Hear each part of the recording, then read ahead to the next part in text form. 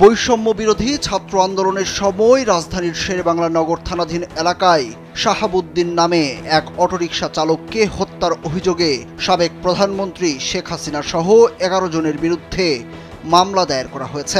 বৃহস্পতিবার ঢাকার metropolitan magistrate Begum Farha দিবা ছন্দার আদালতে মামলার আবেদন করেন মোহাম্মদ আবুল কালাম নামে এক ব্যক্তি। আদালত বাদীর জবানবন্দি গ্রহণ করে শেরেবাংলা নগর থানা পুলিশকে মামলাটি এজাহার হিসাবে গ্রহণের নির্দেশ দেন।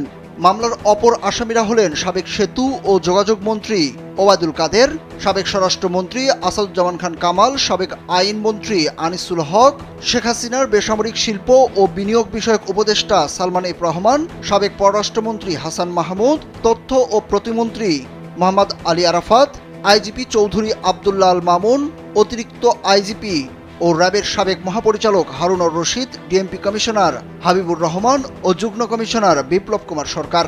বাদীপক্ষের আইনজীবী মোহাম্মদ লিটন মিয়া এই তথ্য নিশ্চিত করেছেন। এর আগে বৈষম্য বিরোধী ছাত্র আন্দোলনের সময় রাজধানীর মোহাম্মদপুর থানার দারুন নাজাত ইসলামিয়া মাদ্রাসার ৪র্থ শ্রেণীর শিক্ষার্থী জুবাইদ হোসেন ইমন হত্যার ঘটনায় সাবেক প্রধানমন্ত্রী শেখ হাসিনা সহ ১৬ জনের বিরুদ্ধে মামলা দায়ের করা হয়।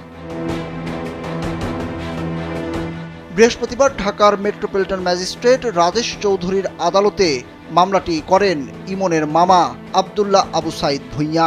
আদালত বাদীর জবানবন্দি গ্রহণ করে মোহাম্মদপুর থানা পুলিশকে মামলাটি এজাহার হিসাবে গ্রহণের নির্দেশ দেন।